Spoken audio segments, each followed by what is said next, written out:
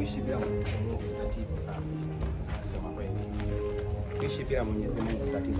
Sasa unajua ameongea kuhusu vijana kabisa. Yeah. Vijana inapaswa tuzingatie mambo ya wokovu kabisa. Maana leo vijana siku hizi kulikuwa na sehemu nyingi ambazo zinafanya hata tunamsoma Mwenyezi Mungu. Wajua starehe zimekuwa mingi, lakini we mwenyewe unaamua kwamba unataka kuishi maisha gani. Unaelewa? Ukishaamua kwamba unataka kumfuata Mwenyezi Mungu, kila kitu kitakuwa sawa, japo inakuwa na changamoto. Ila hizo changamoto ndio zinatufanya tunaendelea. Kweli kabisa kaka. Simsahau Mwenyezi Mungu. Naam. Mwenyezi Mungu ni mzuri. Hata hiyo maneno umehubiriwa kwa kanisa ni kubwa sana. Lakini pia tuwe na upendo wote wenzetu pia. So wajua tatizo ni moja, ujana unakuwa na mambo mengi. Ujana unakuwa na mambo. Wajua mara nyingi chuki inakuwa kwa ujana, sijui mambo na daraka inakuwa hapa kwenye ujana. So kama tujaangalia vizuri, na hivyo ndio vitu vingi tunavyokaga mbali na Mwenyezi Mungu. Unaona? So kikubwa nasemaga, kuna maandiko yanasema kwamba tukeshe tukiomba. Ya maana hatujui muda na masaa. So wewe hujui. Ndio maana kila siku hata marafiki zako unapoongea nao wahimize kuhusu Mwenyezi Mungu. Unaelewa? Naona kama sisi vijana wadogo inaonekanaga kitu kizuri unapoanza kujua njia ya Mwenyezi Mungu. Tunakuwa kioo cha jamii. Wanapotuangalia wanaona kwamba watoto wa fulani, japo utatoka kwa familia tofauti. So tujaribigi sana, ombea familia yenu, ombea familia yenu. Mambo yatakuwa shwari. Naamini kwamba kila kitu Mwenyezi Mungu atatangulia. Mwenendo wa leo pastor, kiangalia pia tukuwa na upendo katika jamii, tukuwa na upendo katika jamii zetu, pia tuhubiri kuhusu upendo, sababu upendo ndio kitu pekee ambacho kinaweza saidia mwanadamu. Ni kweli. Na vipi kuhusu yule dadako? Anasema kwamba atakuja kwenye ibada ya Jumapili, lakini sijamuona. Kwani kumeendaje? Dada leo alikuwa na shughuli. Nafikiri pia wiki ijayo atakuwa pamoja na sisi. Vipi kuhusu mama hivi leo nakumbuka wakati nilikuwa natoka aliniambia kwamba hivi leo atakuwa busy, maana kuna wageni fulani alifaa kukutana nao hivi leo. Lakini sijajua mengi kuhusu kuja kwake kanisani. Sijajua mengi kabisa. Lakini naamini kwamba yeye pia ana sababu anaweza katueleza mbona hapo ingia kwenye ibada. Anaweza katueleza. Anaweza kumuona. Hamna shida. Kama mko sawa basi tuweza tukaenda. Kwanza itanifurahisha sana maana tutasaidia.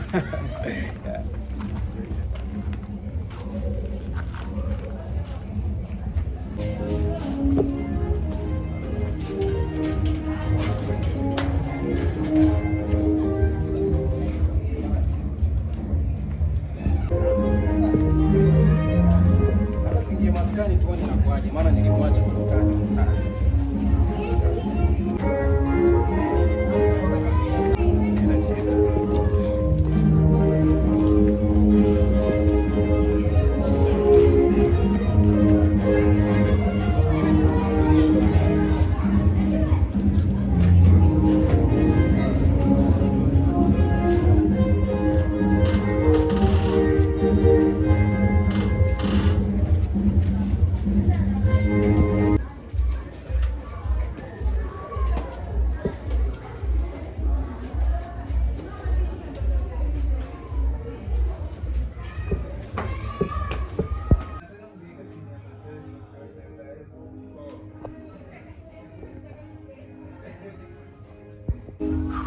Marafiki wengi lakini wamekataa kwenda kanisa. Wajua hawatu kuongelesha ndio inakuwa kazi. Kuongelesha ndio shida. So lakini utatumia mbinu yoyote. Utatumia mbinu yoyote kuongea nao. Hello mama. Uko ndani?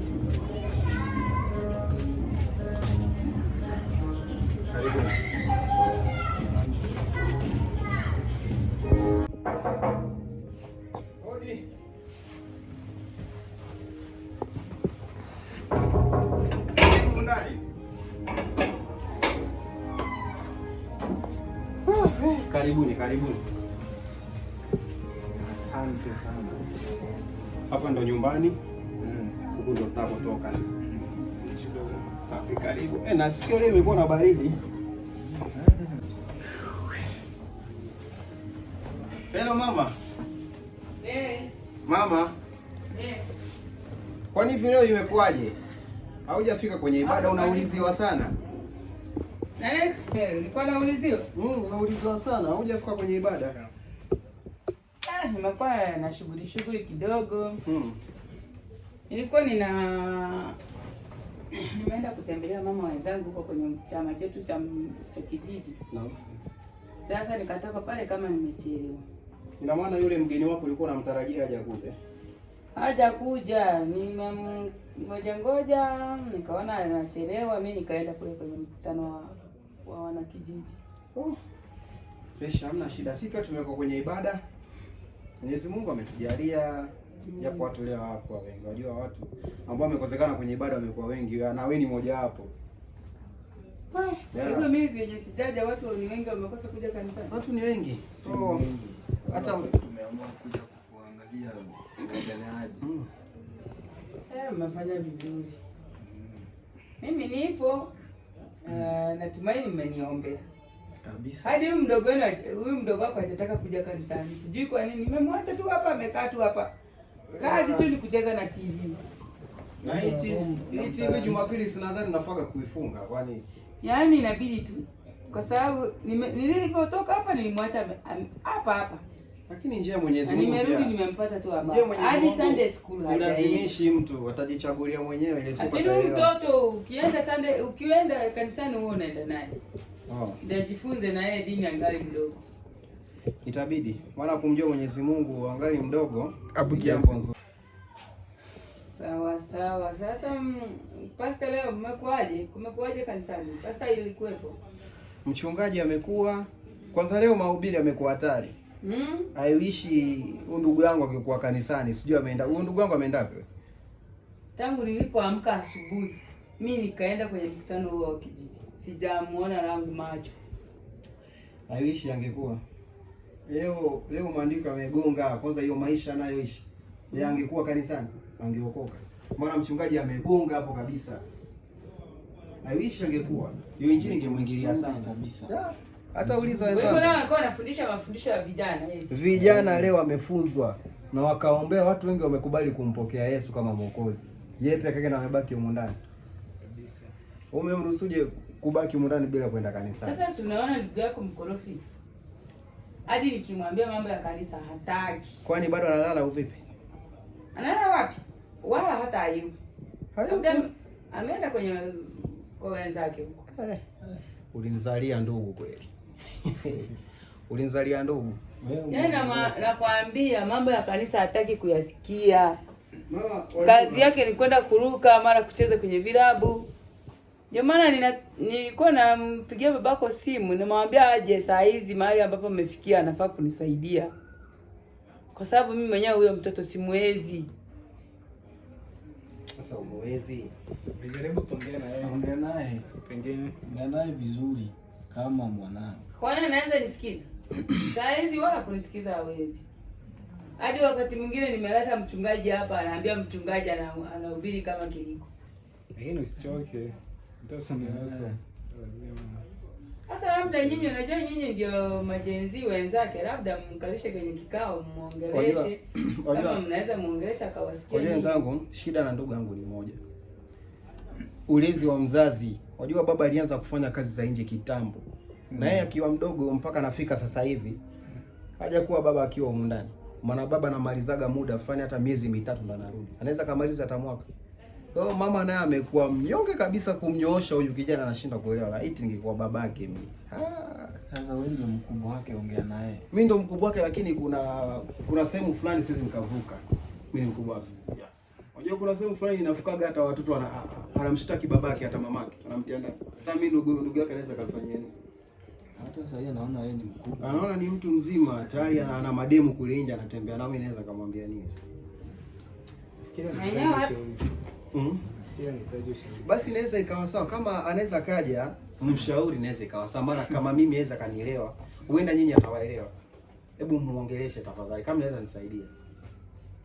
Ndio mdogo wangu inaweza ikawa sawa, kama anaweza akasaidika inaweza ikawa sawa kabisa.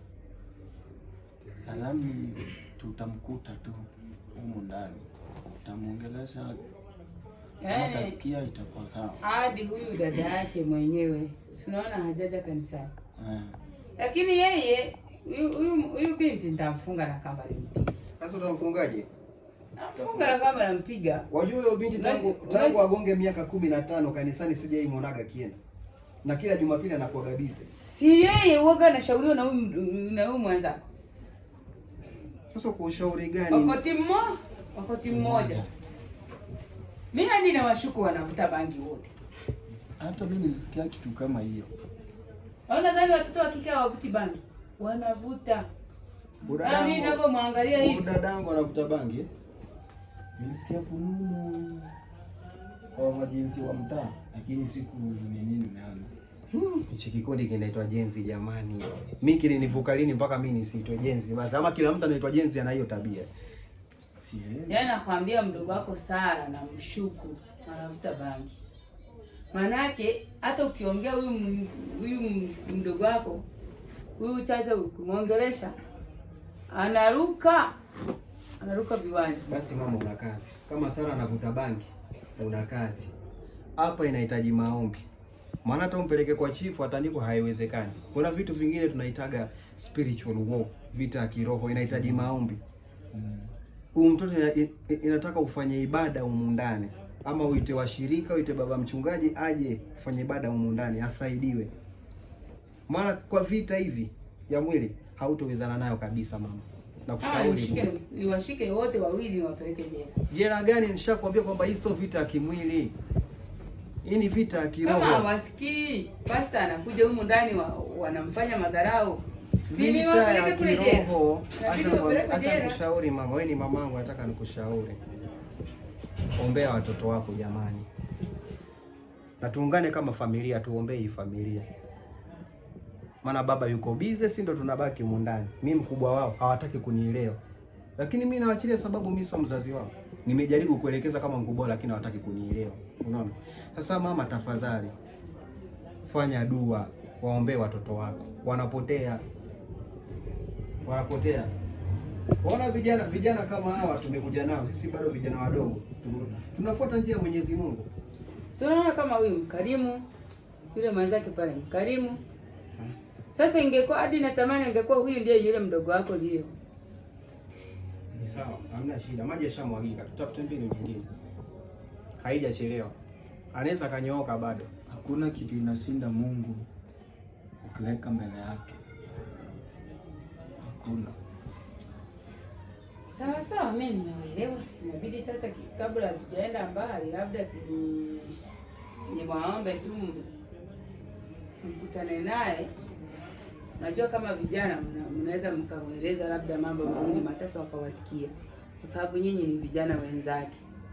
Labda naweza ona mbona mimi hapa napotea na vijana wenzangu wapo kanisani. Lakini mama, labda ni mwandae tu akutane na marafiki zako wamuongeleshe. Ingekuwa sawa kama wangekuja atupate. Maana naona huu ndio muda. Unajua vijana pia wanakuwa gabize. Huu ndio muda wamepata hivi leo. Maana hata wamekuja huko sababu yako. Leo umekosekana kwenye ibada wakakuulizia sana. Sasa niwaambia basi twendeni maskani mkamuone mama. Maana na imani kwamba tutamkuta kule ndani. Kwa bahati nzuri tumekukuta. Sasa tuambie tunafanyaje? Huu ndio muda. Tumebahatisha basi tukagonga. Unaweza ukampigia mdogo wangu aje aongeleshe. Inabidi. Hebu mpigie basi mdogo. Hamna haraka ya kwenda? Hatuna haraka.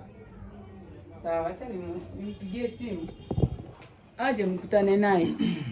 Ngara muongeleshe kidogo. Sawa.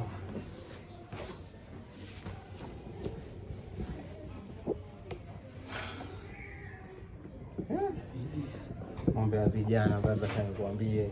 Vijana kuelekeza, yani kumweka kijana kwenye mstari ni kazi. Kuna vita vya kiroho ambavyo havihitaji kuhusisha serikali wala vyombo vya sheria. Havihitaji kabisa. Unakubali na unamwamini Mwenyezi Mungu. Unaona? Na hata hizi familia jinsi zinavyokuwa hazikui kwa njia ya Mwenyezi Mungu, unaona? Yeah. Mimi niko chini yenu, tafadhali nisaidieni. ili vita ya kiroho. Mimi nimejaribu kumuongelesha mama, ongea na mdogo wangu kabisa, hataki kunielewa. Tafadhali muongelesheni yeye pia, akija mjaribu kuongea naye, maana anapenda mabinti. Yule kijana jaribu, sisi tutajaribu tuwezaje. Yule kijana amependa tujaribu, kama tasikia ni sawa, siposikia tutaweka maombi pamoja na mama, muombe, ni hakika watabadilika. Na mnapofanya ibada, tafadhali ombeeni familia yangu. Kijana ataniaibisha siku moja. Makesi wa mama wanakuja, baba kataza mtoto wako sijui kutembea na watoto wangu, sijui anaharibu watoto wa kike. Juice alitia mtoto wa mtu mimba huko nje, akasubia akasema kwamba sijui mimba si ya kwake. Sasa ni aibu gani? Na hii familia ni ya watu ambao wameokoka, tunaogopa Mwenyezi Mungu. Acha mama mpigie, tujaribu, tunaweza. Leo nitakuwa sawa, nitakuwa mbali. Sidhani kama ako mbali, maana hata mademu waga anacheza nao wanatokaga tu mtaa, si watu wa mbali. Muelewa hapa magonjwa yamejaa siku hizi. Unajua kuna umri fulani mtu kifikaga hata uongeleshe kuelewe na kwa shida, ushaelewa. Unajua kuna umri fulani hata wewe mwenyewe ulikuwaga unaongelesha unaonaga ni kama watu wanakupigia kelele, maana ni muda wako wa kufanya hizo vitu. Sasa tuangoje.